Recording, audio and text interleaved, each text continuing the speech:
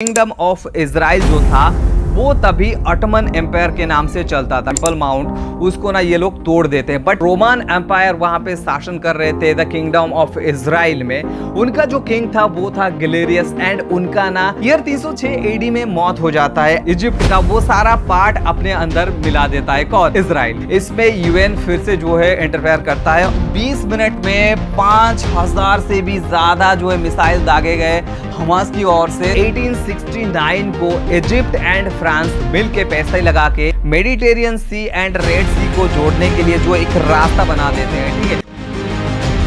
Israel versus Palestine के issue पर ना पूरा वर्ल्ड के बारे में बात करें ना, पूरा वर्ल्ड जो है दो खेमे में बटा हुआ है। अगर आप एक पर्टिकुलर देश के बारे में बात करो, जैसे कि हम अपने देश की भारत के बारे में बात करेंगे, तो देखो भारत के सरकार ने जो है सीधा तौर पे सपोर्ट दे दिया है इजराइल को, बट हमारे जो विपक्ष हैं उन्होंने मीटिंग करके सपोर्ट करा है पैलेस्टाइन को। अगर आप देखोगे ऑस्ट्रेलिया में भी सेम केस है, यूएस में भी सेम केस है। मेनली जो वेस्टर्न कंट्रीज है वो सपोर्ट कर रहे हैं इजराइल को, और सारे जितना अरबिक कंट्रीज है वो सपोर्ट कर रहे हैं पैलेस्टाइन को, ठीक है। तो एक्चुअल में हमको किसे सपोर्ट करना चाहिए, इसके लिए ना आपको पैलेस्टाइन और इजराइल का हिस्ट्री जानना पड़ेगा, ठीक है। तो मैंने बहुत सारे वीडियोस देखे, बट किसी भी वीडियोस में मेरे को सेटिस्फेक्शन ऐसा नहीं लगा कि जहां पे जो है इजराइल एंड पैलेस्टाइन का सही में हिस्ट्री दिखाया गया हो, ठीक है। और साथ ही साथ ना अगर मैं एक मुस्लिम हूं तो मैं सीधा सपोर्ट करूंगा पैलेस्टाइन वालों को, ऐसा बिल्कुल नहीं होना चाहिए। अगर मैं एक जूस हूं तो सीधा सपोर्ट करूंगा इजराइल वालों को, ऐसा बिल्कुल भी नहीं करना चाहिए। आप सभी को ना ट्रुथ की पता होना चाहिए, सही की पता होना चाहिए,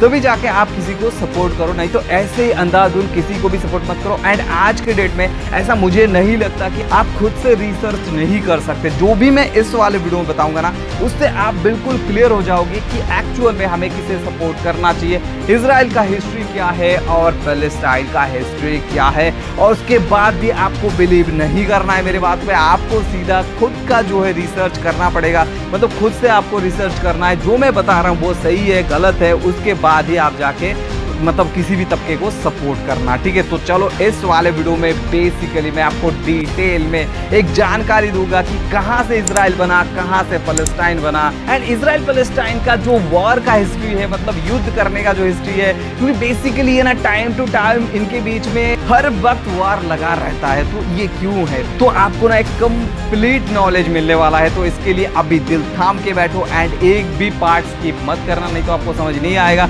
तो चलो सारा कुछ जानते हैं, get into the video. Violence for years has broken out between Israelis and Palestinians. We have another section of violence here. Israeli settlers throwing rocks and setting houses in Palestinian neighborhoods. UN is expressing alarm at in occupied Palestine. لازم تعرف الانسان بالظبط كان يعني عدد الشباب تقريبا 7 الشباب. तो यहाँ आप देख पाओगे India के waste में जो है Israel नाम का ये कंट्री है, एंड इजराइल का मैप आप यहाँ पे देख पा रहे हो। तो सबसे पहला मैप अगर आप देखो अभी के टाइम में जो मैप है वो कुछ इस तरीके का है। यहाँ पे आप देख पाओगे ये जो है बीच का जो हिस्सा है ना, ये इजराइल है, ठीक है। एंड इसके दोनों तरफ आप एक साइड में देख रहे हो, ये है इस तरफ है वेस्ट बैंक एंड इजराइल के दूसरी तरफ है गाजा पट्टी, ठीक है। तो वेस्ट बैंक एंड गाजा पट्टी दोनों को मिला के है पैलेस्टाइन, ठीक है। बीच में जो है इजराइल बहुत बड़ा है एंड पैलेस्टाइन दो टुकड़ों में बटा हुआ है। That's it. तो आ गया समझ आपको कौन सा इजराइल है कौन सा पैलेस्टाइन है। एंड और एक चीज आप यहाँ पे देख पाओगे, यहाँ पे देखो वेस्ट बैंक एंड इजराइल के बीच में एक स्टार टाइप का ये जगह आपको दिख रहा होगा।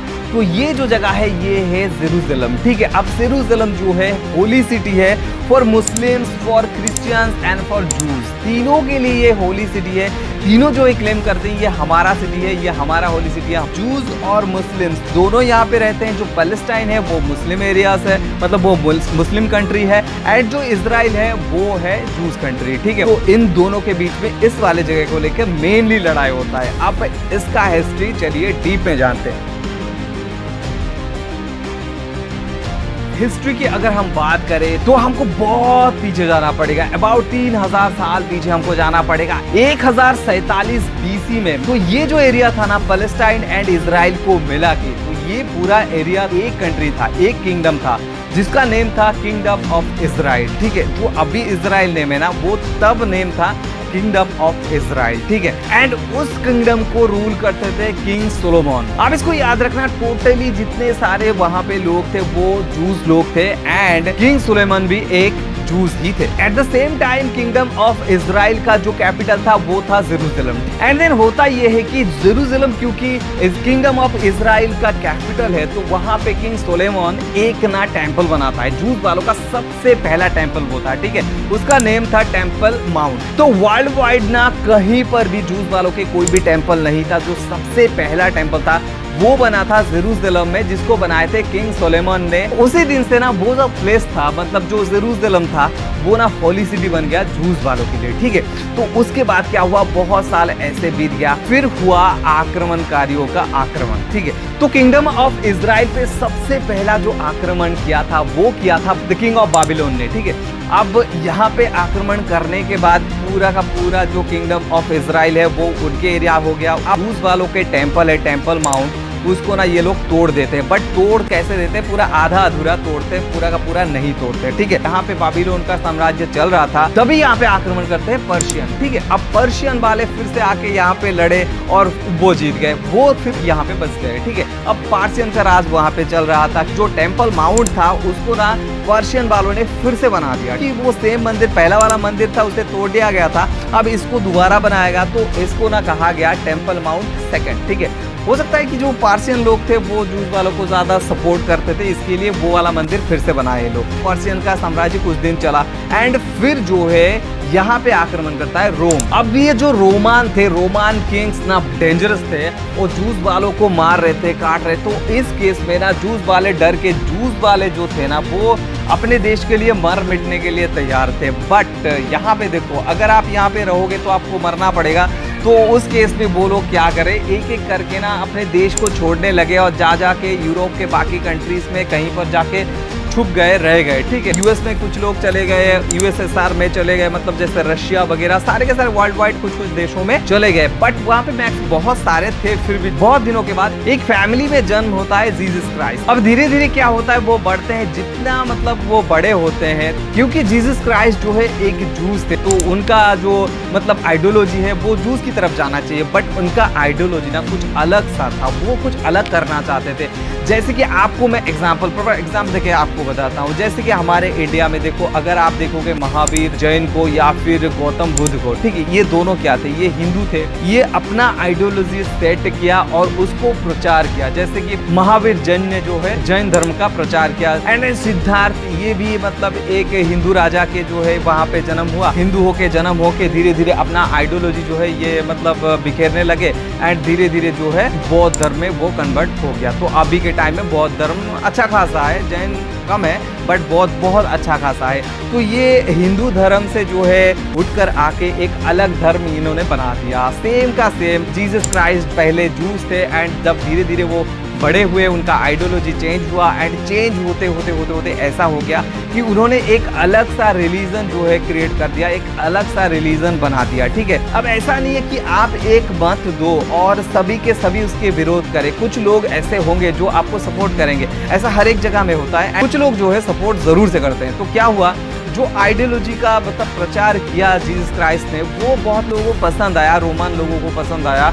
उसके बाद क्या हुआ, रोमन लोग, कुछ जूस लोग जो है उनके आइडियोलॉजी को फॉलो करने लगे, उनका फॉलोअर बढ़ने लगा, धीरे धीरे वो बड़े हो गए और फिर जो है उन्होंने क्रिश्चियन धर्म का जो है प्रचार स्टार्ट कर दिया। वो कंप्लीटली जो है जूस से क्रिश्चियन बन चुके थे, ठीक है। तो उनका जो फॉलोअर है वो बहुत बढ़ गया है। जब वो पूरा बड़े हो गए, उनका जो फॉलोअर है वो बहुत काफी तेजी से बढ़ने लगा ना, तो ये चीज ना जूस वालों को पसंद नहीं आया। अब ये ईसाई होके अलग धर्म का प्रचार कर रहा है तो ये जूस वालों को अच्छा नहीं लगा। पहले तो बहुत सारे थ्रेटिंग वगैरह दिया गया। फाइनली क्या करे, उनको ना मतलब आपको पता है एक क्रॉस वाला सिंबल था जहाँ पे उनको कील ठोक के मार दिया गया था, ठीक है। उसके बाद क्या हुआ कि जितने फॉलोअर्स थे, जितने सारे क्रिश्चियन लोग थे, वो सारे के सारे गुस्सा हो गए एंड मतलब किसी को मारने का, सूली पे चढ़ा के मारने का ये मतलब कौन सा तरीका है जो कि मतलब वर्ल्ड वाइड किसी को भी पसंद नहीं आया। बहुत सभी लोग जूस लोगों को हेट करने लगे, ठीक है, क्योंकि जीसस क्राइस्ट को जिस तरीके से मारा गया वो वर्ल्ड के सामने था एंड वर्ल्ड वाइड एक तरह से उनको हेट मिलने लगा। ठीक है, अब ये सारे काम जब हो रहे थे तब ना किंगडम ऑफ इजराइल में चल रहा था रोमन शासन। तो यहीं से शुरू होता है जेरूशलेम का इंपॉर्टेंस। ठीक है, इससे पहले जेरूशलेम में कुछ भी नहीं था।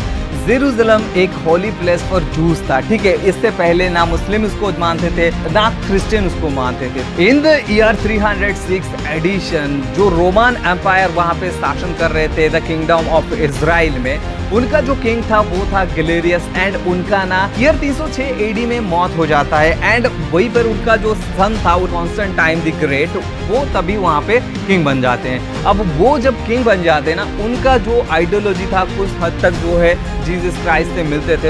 एक तरह से आप कह सकते हो वो जीसस क्राइस्ट का फैन बन गया है। क्रिश्चियनिटी को फॉलो कर रहे थे, वो क्रिश्चियन धर्म को जो है ले लेते हैं एंड क्रिश्चियन धर्म का जो है प्रचार स्टार्ट कर देते हैं। तो वहीं पे बनता है जो क्रिश्चियन वालों का चर्च, सबसे पहला चर्च कहाँ पे बनता है, वो भी बनता है वही जेरूशलेम में। लेकिन जो जूस वालों का टेम्पल माउंट था, टेम्पल माउंट 1, टेम्पल माउंट 2, तो वो तो एक ही सेम प्लेस पे बना हुआ था। ठीक है, वहां से करीब करीब 2 किलोमीटर डिस्टेंस में वहां पे बना क्रिश्चियन लोगों का सबसे पहला चर्च, जिसका की नेम दिया गया चर्च ऑफ द होली सेपल्चर। यहाँ से इंपॉर्टेंस देना स्टार्ट हो गया जेरूशलेम का। अब जूस वालों का ये जो था होली प्लेस था, क्योंकि वहां पे उनका सबसे पहला टेम्पल माउंट बना। अब वहां से करीब करीब 2 किलोमीटर दूर उसी वाले जेरूशलेम में बनता है क्रिश्चियन वालों का पहला चर्च, सबसे पहला चर्च। इससे पहले कोई चर्च नहीं था। चर्च ऑफ द होली सेपल्चर वहां पे बनता है। ठीक है, तो यहाँ पे दोनों जो मतलब रिलीजन है वो इंपॉर्टेंस देना यहाँ पे शुरू कर चुका है। ठीक है, इन द ईयर 638 AD यहाँ पे क्या होता है, रोमन शासन चलता रहता है द किंगडम ऑफ इजराइल में। तभी क्या होता है, यहाँ पे आक्रमण हो जाता है अरब देशों एंड अब जो है उमर वहाँ के बादशाह है जहाँ पे जो है किंगडम ऑफ इजराइल था, क्योंकि उमर वहाँ पे बादशाह बने।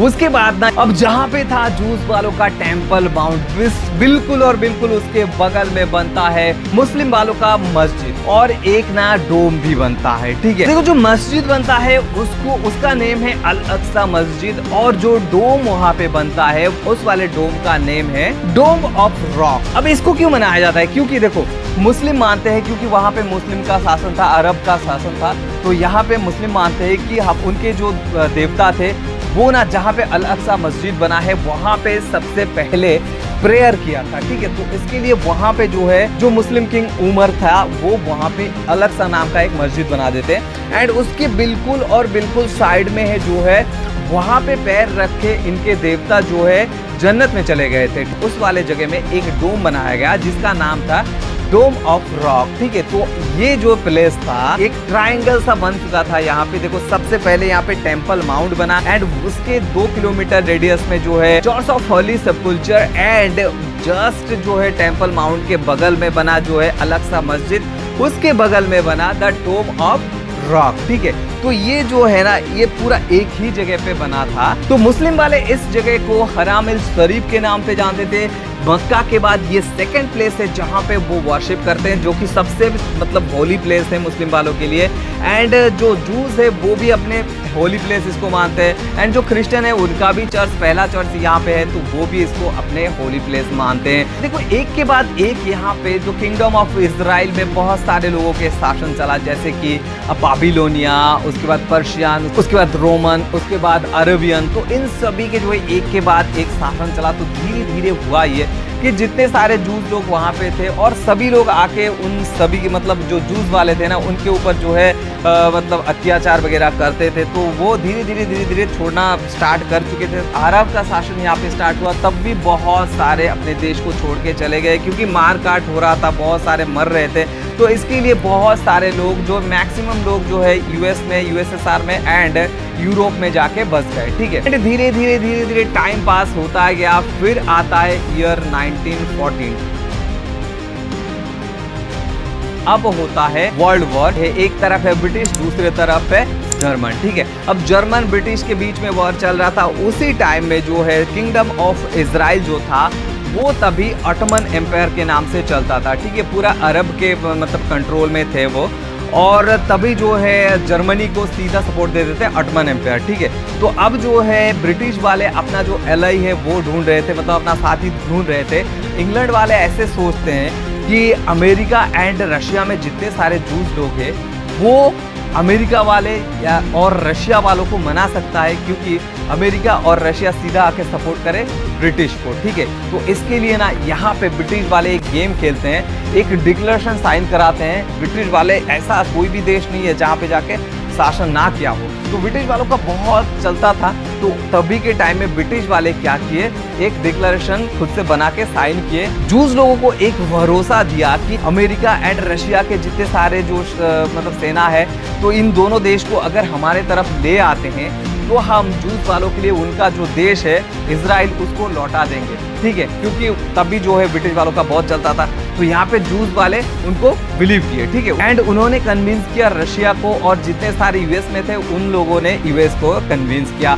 यूएस और रशिया दोनों ही ब्रिटिश वालों को सपोर्ट किया। एंड इस युद्ध में वर्ल्ड वॉर 1 में जो है जर्मनी जो है हार जाता है। यहाँ पे युद्ध में जो है ब्रिटिश जीत गए थे और जर्मन हार गया था। तो बहुत सारे मतलब डिक्लेरेशन वगैरह साइन हुआ, और क्योंकि ऑटोमन एम्पायर जो है जर्मनी को सपोर्ट कर रहा था, तो ऑटोमन एम्पायर में जो जितने सारे अरब शासन थे ना, ब्रिटिश वाले सीधा वहां पे चले गए और अपना शासन स्टार्ट कर दिए। क्योंकि ऑटोमन एम्पायर भी हार गया था, क्योंकि वो जर्मनी के साथ था, ठीक है। तो वो हार गया था, इसके लिए ऑटोमन एम्पायर में रूल करना स्टार्ट कर दिए ब्रिटिश वाले। अब ब्रिटिश वाले क्योंकि उन्होंने वादा किया था जूस वालों से कि उनका देश उनको वापस दे देंगे, तो अभी यहाँ से स्टार्ट हो जाती है। जितने सारे जूस लोग थे वर्ल्ड वाइड, रशिया में, यूएस में, वहां से जितने जूस लोग थे उन सभी को धीरे धीरे ब्रिटिश क्या किए, ला के ऑटोमन एम्पायर में बसाने लगे, ठीक है।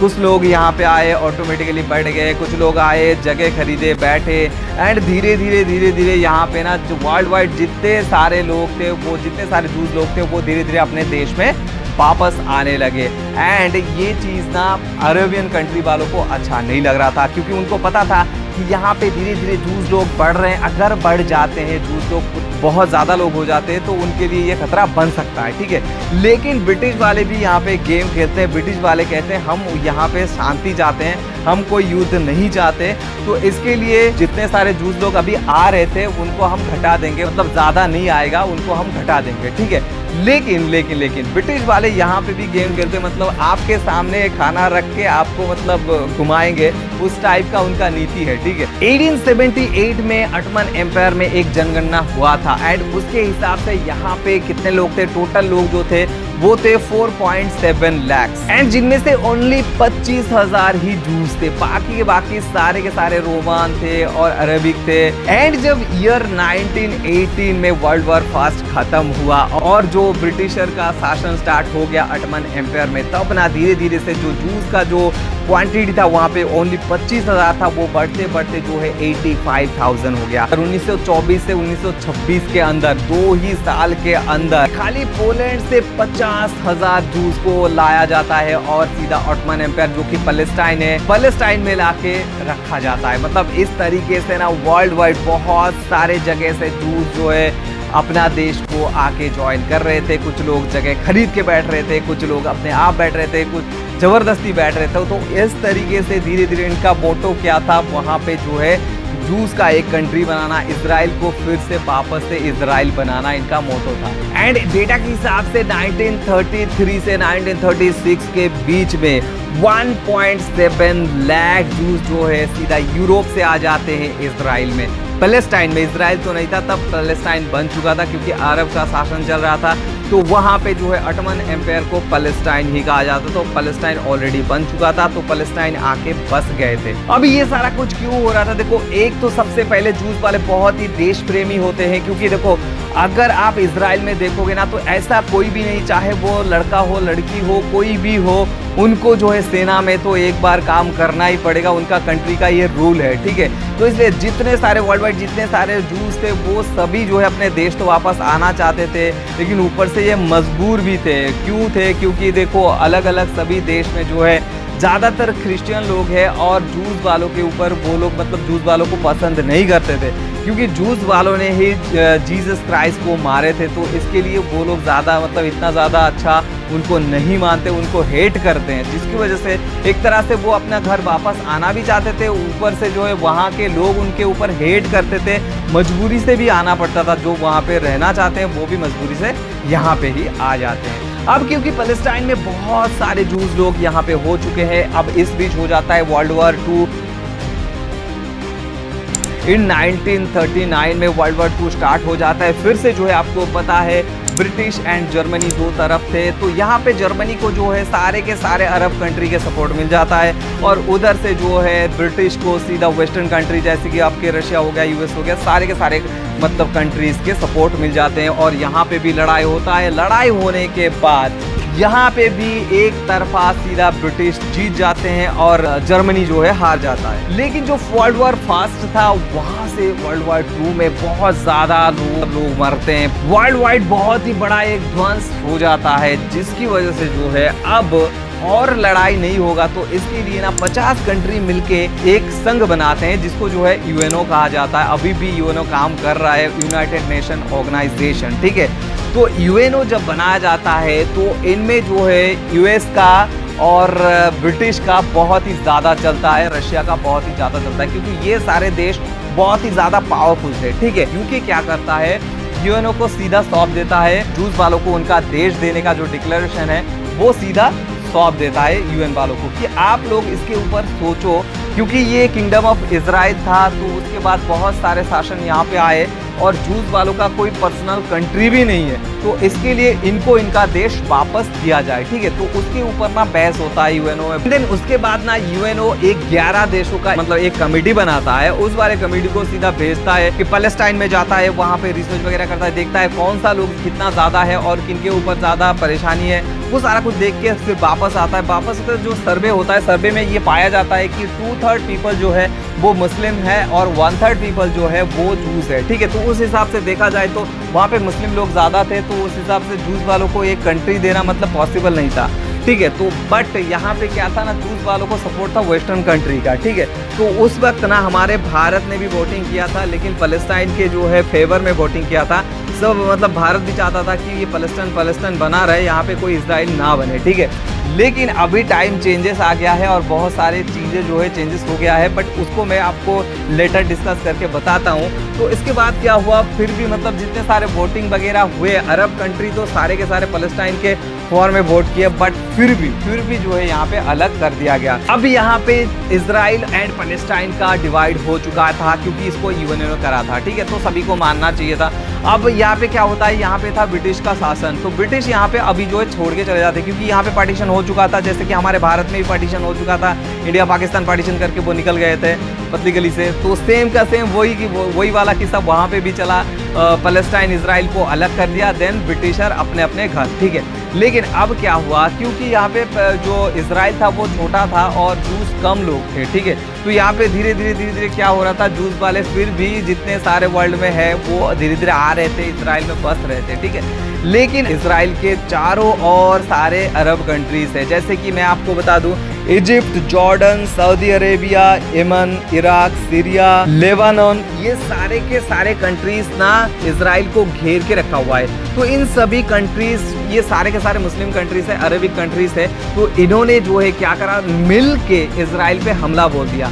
एंड इस केस में हुआ ये, भाई सभी सोच रहे थे कि इजराइल हार जाएगा, इजराइल जो है नामो निशान उसका मिट जाएगा, बट बिलीव मी यार, इजराइल वालों के पास क्या है, क्या ताकत है पता नहीं यार, वो ना सारे के सारे अरब कंट्री को हरा दिया। एंड हराने के बाद हुआ ये, भाई जो मैप इस तरीके से आप देख पा रहे हो ना, छोटा सा इजराइल था वो बढ़ के इतना बड़ा हो गया, ठीक है। वो बढ़ के आप बगल में जो मैप देख रहे हो ना, इतना बड़ा हो गया, तो उनके पास पावर आ गया, अभी उनका देश बड़ा हो गया, उनका लोग भी ज्यादा हो रहे हैं धीरे धीरे। अब आती है ईयर 1950 को जो है, क्योंकि उनका एरिया भी बड़ा हो चुका था, तो इजराइल वालों ने एक लॉ पास किया, लॉ ऑफ रिटर्न। इस लॉ के हिसाब से वर्ल्ड वाइड जहां पे भी जितने जूस लोग हैं वो सीधा आ सकते हैं इजराइल में और बस सकते हैं, उनके अपने मतलब उनको फ्री में यहाँ पे बसा जाएगा, ठीक है। कोई भी ना कोई जगह खरीदने की जरूरत है, ना कोई पैसे देने की जरूरत है, खाली आपको ये प्रमाण करना पड़ेगा, ये प्रूव करना पड़ेगा कि आप जूस हो, ठीक है। तो इसका जो है वो जितने सारे अरब के लोग थे, अरब कंट्रीज थे साइड में, वो मतलब इसका विरोध कर रहे थे बट कुछ कर नहीं पा रहे थे, क्योंकि यहाँ पे देखो एक बार आक्रमण कर चुके हैं बट सभी के सभी मार खा चुके हैं उनसे। अब यहाँ पे इंपॉर्टेंस आती है सुएज कैनाल की। सुएज कैनाल जो है एक मेडिटेरियन सी एंड रेड सी को कनेक्ट करता है, जो कि सीधा सीधा कनेक्ट कर रहा है यूरोप और एशिया को। अब यहाँ से हम थोड़ा बैक जाते हैं। ईयर 1869 को इजिप्ट एंड फ्रांस मिल के पैसे लगा के मेडिटेरियन सी एंड रेड सी को जोड़ने के लिए जो एक रास्ता बना देते हैं, ठीक है। इजिप्ट जो है पूरा देश के ऊपर से एक कैनाल बना दिया जाता है जिसका नाम था सुएज कैनाल, ठीक है। अब इसको क्यों बनाते हैं? क्योंकि सीधा का सीधा हमको कनेक्ट करना था एशिया एंड यूरोप को। फ्रांस और इजिप्ट मिलके एक सुएज कैनाल यहाँ पे बनाना स्टार्ट करते हैं। यहाँ पे इजिप्ट पे हो जाती है फाइनेंशियल क्राइसिस। कंपनी का जितना शेयर था वो बेच देता है यूएस को, ठीक है। अब देखो भाई, जमीन था इजिप्ट का, लेकिन सारे के सारे मालिकाना यूएस और फ्रांस कर रहे थे। लेकिन क्या हुआ, in the year 1956 Suez canal को सीधा का सीधा इजिप्ट अपने अंडर ले लेता है। कहता है हमारे जमीन के ऊपर से ये कैनाल है तो हम इसको किसी को भी इसके रूल नहीं दे सकते, किसी को भी इसका जो है ऑनरशिप नहीं दे सकते, ये हमारा ही है।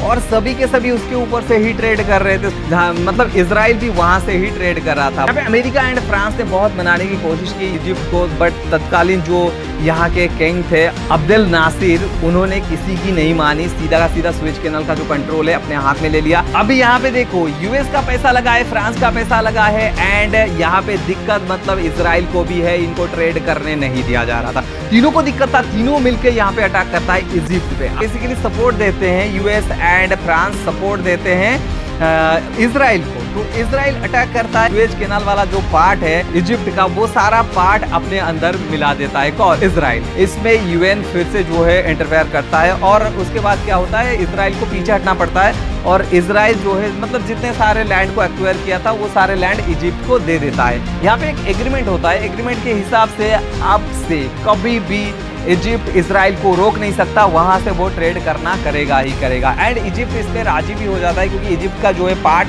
बहुत सारे लैंड पार्ट जो है अंडर इजराइल है, ठीक है। तो वो उसको मान लेता है, उसके बाद जो है ये एग्रीमेंट चलता रहता है, ठीक है। अब कुछ साल बाद सारे अरब देश मिलके यहाँ पे बनाते हैं PLO। PLO मतलब पैलेस्टाइन लिबरेशन ऑर्गेनाइजेशन। तो इसका जो मकसद था वो ये था कि जितने सारे इजराइल के पार्ट है उन सभी को एक्वायर करके मिला देना है और पैलेस्टाइन को एक सेवरल कंट्री बना देना, मतलब पूरा का पूरा जो एरिया पहले पैलेस्टाइन था उसको पैलेस्टाइन ही बना देना है। इन ईयर 1967 में नासिर क्या करता है, फिर से यहाँ पे जो पॉइंट आप देख पा रहे हो स्टेट्स ऑफ ईरा, तो इस वाले जगह से इजराइल ट्रेड करता था। अब इस वाले रास्ते को नासिर बंद कर देता है इजराइल के लिए। यहाँ पे इजराइल को बहुत ज्यादा नुकसान हो रहा था क्योंकि वो ट्रेड नहीं कर पा रहा था। इजराइल फिर से अटैक कर देता है इजिप्ट, ठीक है। एंड यहाँ पे नासिर को पहले से ही पता था कि अगर मैं ये रास्ता इजराइल के लिए बंद कर दूंगा तो डेफिनेटली इजराइल फिर से हम पे अटैक करेगा। तो PLO को पूरा का पूरा मतलब वो सजाग रहने के लिए बोला था। पूरा जितने सारे अरबी कंट्री थे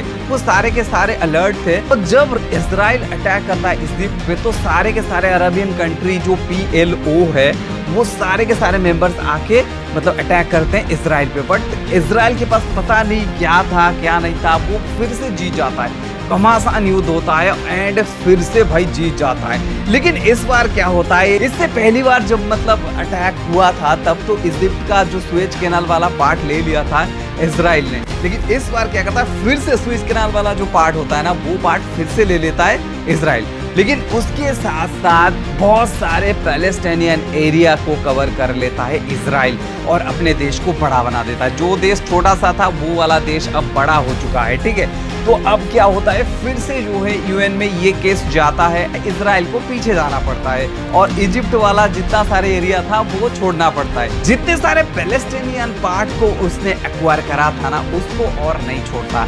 तो जो इजराइल का पार्ट छोटा था वो इजराइल अब बड़ा बन जाता है, ठीक है। फिर कुछ साल ऐसे चला, लेकिन उस बीच में PLO बहुत बार अटैक करता है इजराइल पे, बट इजराइल जो है हर बार जीत जाता है। बट क्या होता है, तभी के जो PLO के प्रेसिडेंट थे यासिर अराफत, वो क्या होता है मतलब थोड़ा सा लाइमलाइट में आ जाता है। अगर आप कंट्रोवर्सी के अंदर घुसोगे तो आपको मतलब आप लाइमलाइट में आ जाओगे, लोगों के आंखों के सामने आ जाओगे। तो हुआ ये था कि बार बार जब पीएलओ जो है अटैक कर रहा था इजराइल को, अब हो सकता है वो हार रहे थे, बट यहाँ पे जो पीएलओ का जो प्रेसिडेंट है असीर अराफात, वो लोगों के नज़र में आ जाते हैं, यूएन के नज़र में आ जाते हैं। तो उस केस में क्या होता है, यूएन बार बार जितनी बार लड़ाई होता है और यूएनओ क्या करता है, असीर अराफात को, इजरायली जितने सारे प्रेसिडेंट वगैरह होंगे वो सभी को बुलाते हैं। तो यहाँ पे थोड़ा सा मतलब पीएलओ का ना अस्तित्व जो है थोड़ा थोड़ा बढ़ रहा था। यहाँ पे इजराइल ये देखता है कि अगर ऐसा चलता रहा तो पीएलओ एक दिन ऐसा आएगा बहुत ज़्यादा पावरफुल बन जाएगा, तो इसके लिए हमको मतलब पीएलओ को डाउन करना पड़ेगा, दबाना पड़ेगा। तो वहाँ ये क्या करता है, जो मैक्सिमम पीएलओ के मेंबर्स होते हैं ना वो लेबनान में रहते थे, ठीक है, तो लेबनान में अटैक कर देता है। अब क्योंकि लेबनान पे इजराइल अटैक करता है, उनके बहुत सारे सिविलियन मारे जाते हैं, साथ साथ पीएलओ के बहुत सारे मेंबर्स मारे जाते हैं। तो ये जो केस है सीधा यूएन में जाता है और यूएन यहाँ पे क्या करता है, ईयर 1993 में एक एग्रीमेंट करता है, जो कि एग्रीमेंट यूएस के व्हाइट हाउस में साइन होता है और उसमें जो है यहाँ पे मतलब युद्ध शांति करने के लिए बोला जाता है और पैलेस्टाइन मतलब पीएलओ एंड इजराइल कभी भी नहीं लड़ेगा, ऐसा कुछ जो है साइन होता है। बट वो जो एग्रीमेंट था उसको टोटली मानता है, मतलब इजराइल यहाँ पे साइन तो करता है बट कुछ भी मानता नहीं है। क्या होता है, ऐसा सेम कंडीशन ना साल दर साल ऐसा ही चल रहा था। बट यहाँ पे जितने सारे इस्लामिक कंट्री थे, जो पैलेस्टाइन था, इजिप्ट था, लेबनान था, वो सऊदी था, इन सभी का जो है विश्वास ना वो मतलब बिलीव ही नहीं करते थे और इजराइल को, क्योंकि इजराइल जो है किसी की भी नहीं सुन रहा था, किसी की भी मान नहीं रहा था, ठीक है। होता ये है कि 93 का एग्रीमेंट भी नहीं मान रहा था यहाँ पे इजराइल और साथ साथ मतलब अपना मनमानी ही कर रहा था। इस केस में क्या होता है, जितने सारे अरबियन कंट्रीज थे या फिर जो आपका पैलेस्टाइन था, उन सभी का विश्वास उड़ जाता है इजराइल से कि इजराइल जो है अब किसी की नहीं सुनेगा, वो अपना मनमानी कर रहा है तो हम भी अपना मनमानी करेंगे। तो यही से शुरुआत होता है हमस का, ठीक है। हमस की एंट्री यहाँ पे होता है, जितने सारे पैलेस्टाइनियन रेडिकल लोग होते हैं उन सभी को मिला के बनाते हैं हमस। एक ऑर्गेनाइजेशन के रूप में यहाँ पे खड़ा होता है और इनका मकसद क्या होता है, पैलेस्टाइन को इंडिपेंडेंट करना इजराइल से, अरब कंट्री वालों से। तो ये जो हमस नाम का ऑर्गेनाइजेशन था, इन सभी को सपोर्ट था सारे के सारे अरबियन कंट्रीज के, लाइक इजिप्ट हो गया, लेबनान हो गया, सऊदी अरेबिया हो गया। अगर हम करंट सिनेरियो की बात करें तो अभी के टाइम में वेस्टर्न जितने भी कंट्रीज थे वो सारे के सारे कंट्रीज हमास को एक आतंकवादी ऑर्गेनाइजेशन मानते हैं। और अगर आप पैलेस्टाइन का जो वेस्ट बैंक है उसको देखें तो वहाँ पे इतना ज़्यादा मतलब हार्मफुल कोई भी नहीं है, बट जो गाजा पट्टी है उस वाले एरिया में हमास रहते हैं और उस वाले एरिया से ही अटैक मतलब रेगुलर इंटरवल में अटैक इजराइल पे होते रहता है और इजराइल भी रेगुलर इंटरवल में वहाँ पे अटैक करते रहते हैं, ठीक है। तो अभी करंट सिचुएशन में जो अटैक हुआ ये सबसे पहले जो है मतलब गाजा पट्टी की तरफ से हमास की ओर से करा गया है, मतलब ऐसा बोला जा रहा है। बहुत सारे ऐसा न्यूज़ आर्टिकल वगैरह बहुत सारा कुछ हमने देखा जिसमें जो है बोला जा रहा है कि अबाउट 20 मिनट में 5000 से भी ज़्यादा जो है मिसाइल दागे गए हमास की ओर से इजराइल पे, और उसका जो है रिटेलिएशन में अभी इजराइल सीधा का सीधा गोला बारूद दाग रहा है गाजा पे या फिर इधर वेस्ट बैंक में, ठीक है। तो अब जो है एक मतलब बिगेस्ट स्टैंड ले चुका है इजराइल कि गाजा को, हमास को जो है ख़त्म करना है नक्शे से। तो ये बिल्कुल बिल्कुल सही नहीं है। तो फाइनली हम जो है इस पे पहुंचते हैं कि देखो भाई, जो जेरूसलम एरिया है उसको लेने के लिए और जो जितने सारे इजरायली एरिया है उसको लेने के लिए हमास जो है इजराइल पर अटैक करता रहता है और इजराइल भी मतलब पैलेस्टाइन को अपने देश में मिलाने के लिए अटैक करता रहता है। तो कंटिन्यूसली ये अटैक होता रह रहा है और जो जेरूसलम है उसको लेकर तो और भी बहुत बड़ा इशू है, क्योंकि सभी वहाँ पे अपना ही क्लेम करते हैं। तो उस जगह को लेके और भी ज़्यादा लड़ाई होता है, उसको लेके मतलब लड़ाई जो है और भी ज़्यादा गहरा हो जाता है, ठीक है। तो हमारा इंडिया कहाँ पे स्टैंड करता है, अगर आप इंडियन हो तो देखो इंडिया सबसे पहले 1947 में जब इलेक्शन हुआ था यूएन में, तो यहाँ पे इंडिया ने एक तरफा जो है पैलेस्टाइन को सपोर्ट करा हुआ था कि पैलेस्टाइन जो है अलग ना हो, इजराइल बनाने की कोई ज़रूरत नहीं है। तो भारत की जो सहानुभूति थी वो थी पैलेस्टाइन के साथ, ठीक है। अभी अगर देखा जाए तो जियोपॉलिटिकल रिलेशन बन चुका है हमारे किसी देश के साथ, बहुत सारे देशों के साथ, साथ साथ डिप्लोमेटिक रिलेशन भी बहुत सारे देशों के साथ बन चुका है। तो अगर हमारा किसी देश के साथ डिप्लोमेटिक रिलेशन है, जियोपॉलिटिकल रिलेशन है, तो उसको हम ऐसे ही मतलब जाने नहीं दे सकते। तो इंडियन फास्ट पीएम बने थे नरेंद्र मोदी, जो कि 2017 में पहली बार इजराइल गए थे। वहाँ से हमारा जो डिप्लोमेटिक रिलेशन है, जियोपॉलिटिकल रिलेशन है, वो बन चुका है हमारा एक तरह से इजराइल के साथ। तो इसके लिए जो है अभी के टाइम में हमारे जो करंट गवर्नमेंट है, बीजेपी गवर्नमेंट, वो सीधा सपोर्ट कर रहा है इजराइल को। बट हो सकता है कि हमारे जो विपक्ष है वो मतलब वो हार्ट से ले रहे हैं, दिमाग से ले रहे हैं, कहाँ से ले रहे हैं वो डिसीजन, वो सीधा का सीधा हमारे जो गवर्नमेंट है उसको अपोज कर रहा है, मतलब उसका डिसीजन को वो डिनाई कर रहे हैं। वो अपने आप से ही पैलेस्टाइन को सपोर्ट कर रहे हैं। तो ऐसा नहीं है कि हम सीधा का सीधा जो है पैलेस्टाइन को मतलब पैलेस्टाइन का विरोध कर रहे हैं या फिर इजराइल का भी विरोध कर रहे हैं, ऐसा बिल्कुल भी नहीं है। हमारे लिए दोनों ही इंपॉर्टेंट है। हमको पैलेस्टाइन की दोस्ती भी चाहिए, हमको इजराइल की भी दोस्ती चाहिए। आपको क्या लगता है? आप अपना जो राय है कमेंट में ज़रूर से लिखना। साथ साथ इस वाले वीडियो को ज़रूर से शेयर करना। इस टाइप के वीडियो बनाने के लिए बहुत सारे रिसर्च की ज़रूरत पड़ती है। अगर आपको अच्छा लगा ज़रूर से ज़रूर अभी से चैनल को सब्सक्राइब करो और भाई वीडियो को लाइक भी करना, कमेंट भी करना अपना राय, ठीक है। Thank you very much. जय हिंद, जय भारत।